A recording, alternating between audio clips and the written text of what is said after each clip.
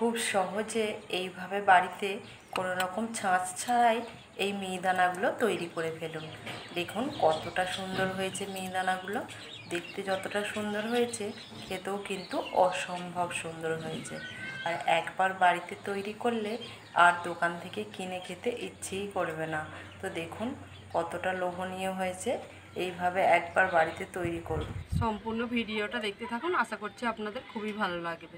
মিহিদানাটা তৈরি করার জন্য এখানে দেখুন আমি এক বাটি বেসন নিয়ে নিয়েছি। ঠিক মিহি বেসনটা নিতে হবে, একটু দানা দানা ভাব বেসনটা নিলে হবে না। আর এখানে দেখুন আমি বেসনটা কিন্তু নিচে থেকে চেলে নিয়ে এসেছি, তা অবশ্যই করে চেলে নিতে হবে বেসনটা। তো বেসনটা এবার আমি একটা পাত্রে দেখুন বেসনটা নিয়ে নিলাম। অবশ্যই কিন্তু চেলে নিতে হবে বেসনটাকে, আমি নিচে থেকে চেলে নিয়ে এসেছি। খুবই সামান্য পরিমাণে লবণ দিয়ে দেব। এইবারে বেসনটা আমি গুলে নেব। এখানে দেখুন আমি যতটা মাপ করে বেসন নিয়েছিলাম ঠিক ততটা মাপ করেই জল নিলাম। এই জলটা অল্প অল্প দেব আর বেসনটাকে গুলে নেব। দেখুন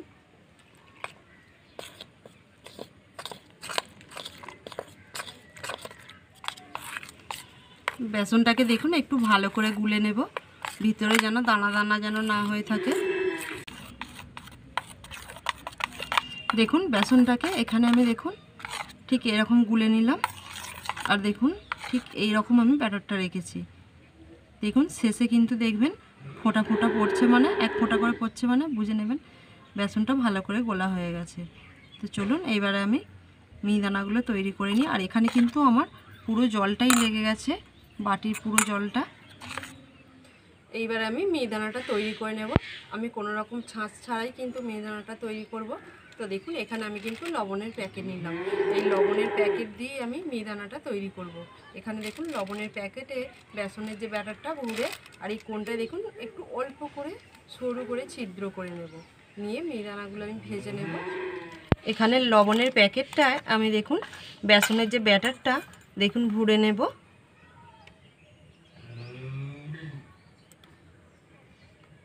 এইবারে দেখুন এই দিকের কোণটা আমি মানে ছোট্ট করে ছিদ্র করে নেব, বেশি বড় করে ছিদ্র করলে হবে না, মিহিদানার সাইজের ছোট্ট করে ছিদ্র করে নেব।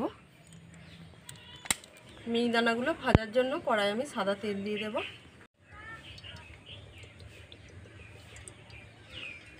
তেলটা দেখুন গরম করে নিলাম। এইবারে দেখুন আমি সামনে কিন্তু ধরবো, দেখুন নিজে থেকেই কিন্তু পড়বে। দেখুন আর জ্বালানিটা কিন্তু আস্তে দিতে হবে, বেশি জ্বালানি দিলে হবে না, তাহলে পুড়ে যাবে মিহিদানাগুলো। ধরে থাকলেই কিন্তু পড়বে।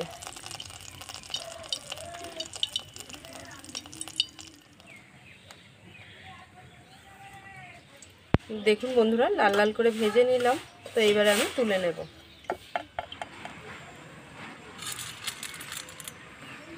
এইভাবে সবগুলো আমি তৈরি করে নেব।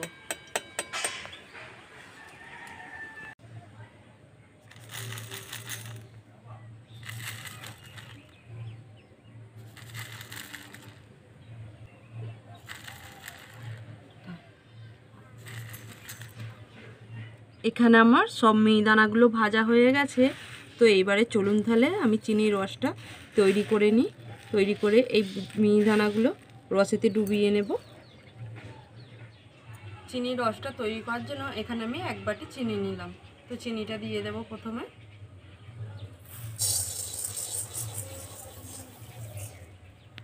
এক বাটি চিনির জন্য আমি এক বাটি জল দিয়ে দেব। 3টে মতো এলাচের মুখকে ফাটিয়ে আমি দিয়ে দিলাম, এতে করে সুন্দর সেন্ট আসবে। চিনির রসটা কিন্তু চিনিটা গলে গেলেই একটু ফুটিয়ে আমি মিহিদানাগুলো ঢেলে দেব। বেশি ফোটানোর কোনো দরকার নেই, পাতলা রসেতেই আমি দিয়ে দেব। চিনিটা দেখুন খুব সুন্দরভাবে গলে গেছে। তো এইবারে আমি দেখুন আমি অল্প ফুড কালার নিলাম, ফুড কালারটা দিয়ে দেবো, এতে করে মিহিদানার কালারটা খুব সুন্দর আসবে। তো আপনারা চাইলে দিতেও পারেন এই ফুড কালারটা, নাও দিতে পারেন। তো দেখুন কালারটা কিন্তু খুব সুন্দর আসবে দিলে। চিনির রসটাকে দেখুন ফুটিয়ে নিলাম একটুখানি। তো এইবারে আমি মিহিদানাগুলো দিয়ে দেব।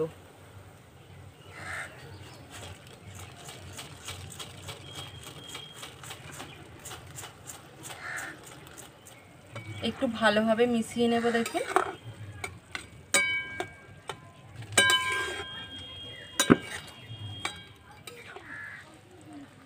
দেখুন একটুখানি হালকা করে ফুটিয়ে নিলাম, তো আমার হয়ে গেছে এখানে। এইবারে আমি ঢাকা দিয়ে জ্বালানি বন্ধ করে আমি 15 মিনিটের জন্য ঢাকা দিয়ে রেখে দেব।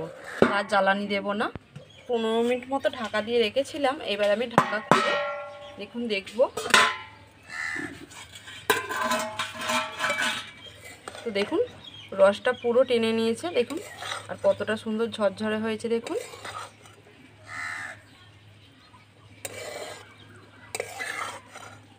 এবার আমি ভালো করে সব মিশিয়ে নেব।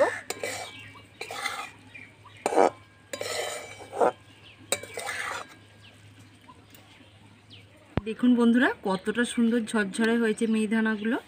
এইভাবে কিন্তু অবশ্যই আপনারা বাড়িতে তৈরি করবেন। একবার যদি বাড়িতে তৈরি করেন তো আর কিনে খেতে ইচ্ছে করবে না, এইভাবে বাড়িতে তৈরি করে খেতে ইচ্ছে করবে। তো খেতে কিন্তু খুবই সুন্দর হয় বাড়িতে তৈরি করা মিহিদানা, সকলেরই কিন্তু খুবই পছন্দ হবে। দেখুন এখানে আমি সাজিয়ে নিলাম, আর কতটা সুন্দর লাগছে দেখুন মিহিদানাগুলো। খেতে কিন্তু খুবই সুন্দর হবে। এইভাবে কিন্তু আপনারা একবার বাড়িতে বানাবেন, দেখুন পুরো একবারে রসালো হয়েছে। তো বন্ধুরা, মিহিদানার রেসিপিটা যদি আপনাদের ভালো লেগে থাকে লাইক কমেন্ট শেয়ার করে দেবেন।